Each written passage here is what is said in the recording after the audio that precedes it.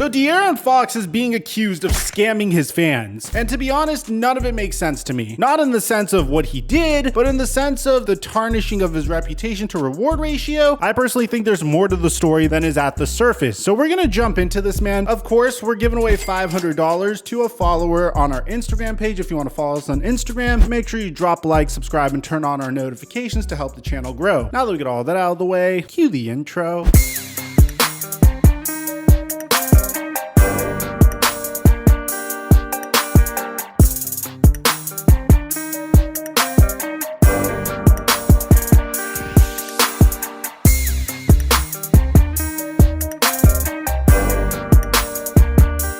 Mic check 1 2 1 2. What's going on, everybody? Look, I need to give you guys a disclaimer here. I am very into investing. I absolutely love it. I cherish it. I'm into cryptocurrency. I'm into stocks. I'm into real estate. I'm into all of that. And unfortunately, I'm not enough of an expert to create my own YouTube content on it. But usually, whenever I have leisure time, I do watch Graham Stephan. I do try to watch Meet Kevin. And honestly, he's inspired me to run my YouTube channel in a specific way as well. And I want you to know that, like, personally, I do have a friend of a friend of a friend that's friends with De'Aaron Fox. I am choosing to do my best to give him the benefit of the doubt. And the way I am hoping to create this video is I want to package this and just give you the facts and you guys could draw your own conclusions. I am not a financial expert. This is just my opinion and you could accept it or you cannot accept it. My perception of NFTs are something that could be revolutionary down the line. I do not own a single NFT because I don't really see the purpose of spending $250,000 on a picture of an ape that looks kind of cool. Okay, the reception isn't very— Shut up and take my money! Now, I'm not knocking the individuals that do that because there is a whole culture behind it. But I do think NFTs right now is where the internet was in 1998 to 1999. Pretty much, in my opinion, and again, I'm no financial expert, I think we're in the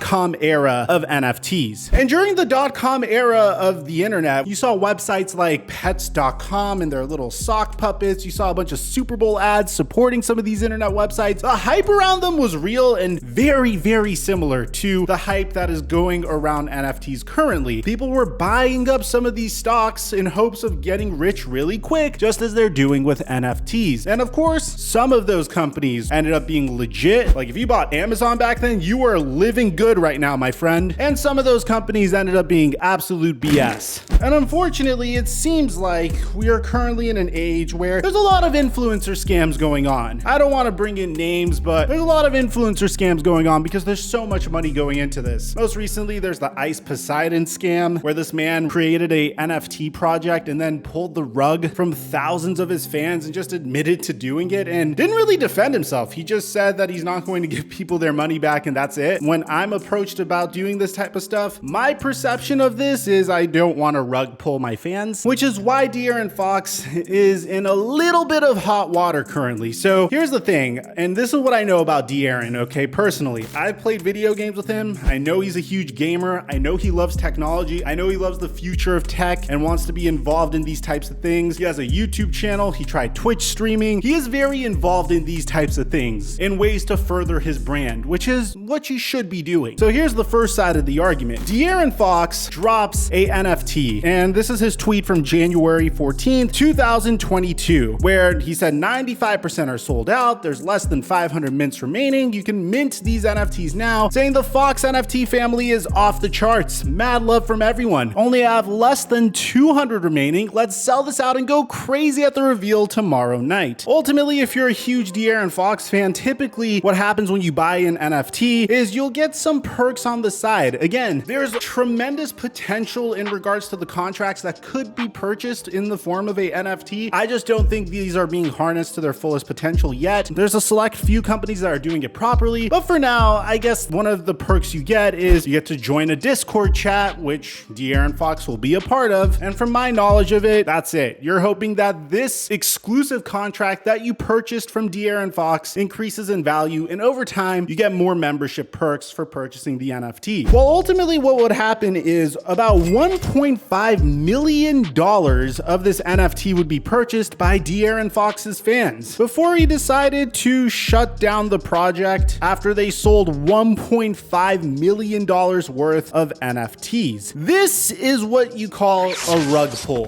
Pretty much, you get a bunch of your fans to purchase your NFT, you collect the money, right when the project starts to die down, you just completely pull the plug on the project. Goodbye. So that is why people are calling this a scam. Now, ultimately, this is what De'Aaron Fox had to say about it, saying, I want to address an NFT project we launched recently. The project launch was ill-timed. I delegated certain aspects to the launch of the NFT in an attempt to partner with professionals. We weren't happy with the execution and demand on my time and attention during the NBA season. This project is about a brand that we will continue to grow, but I have obligations that I must fulfill to the Sacramento Kings and their loyal fan base. They deserve all of my attention. As I stated previously, I look forward to doing this again the right way and adding value to my NFT holders. I'm excited to learn from the entire NFT community as well. The project will be updated at the conclusion of the NBA season. This is very sketchy, to say the least, because typically the way these are done is you hope for it to all blow over as time progresses on and for people to forget. So in this instance, what the strategy would be is hoping that your fans just wait until the end of the season and then just not addressing it at all, which is kind of sketchy if you ask me, because if you're creating a brand new NFT or if you're trying to add value for your NFT holders, then why not just refund the individuals that invested in your NFT currently? What's really interesting about this, and the argument that I would like to make for De'Aaron's innocence and just him not knowing how to run this company properly, is the fact that this man makes so much money playing basketball. I mean, if you pull up this man's contract, like, it is absolutely hysterical how much money this man makes. Like, currently throughout his entire career, he's made $52 million, but he is set to make $190 million by the end of the 2026 season. So pretty simply put, this is not worth him tarnishing his reputation over, which is why I think it's a little strange that this is going down the way it is going down, which is an argument for his innocence, which is why I think he just doesn't know how to do this properly. But at the same time, if that is the case, why not just refund the individuals that invested in your NFT to save face? I think ultimately that is what's going to end up happening, because again, I've had a few interactions with De'Aaron. He seems like a really cool guy. I don't see the motivation for him doing this. I do think he just looked at a piece of technology and was like, oh my God, this is so cool. I want to figure out cool ways to further the De'Aaron Fox brand. And he has tried to do that in the past with Twitch streaming, YouTube, all other types of things. And this was a very good way to try to further his brand, but unfortunately it didn't work out. Ultimately, what I hope happens this week is he refunds the money to the fans that invested. And when he wants to start a new NFT project, that gives people the confidence of, hey, if De'Aaron's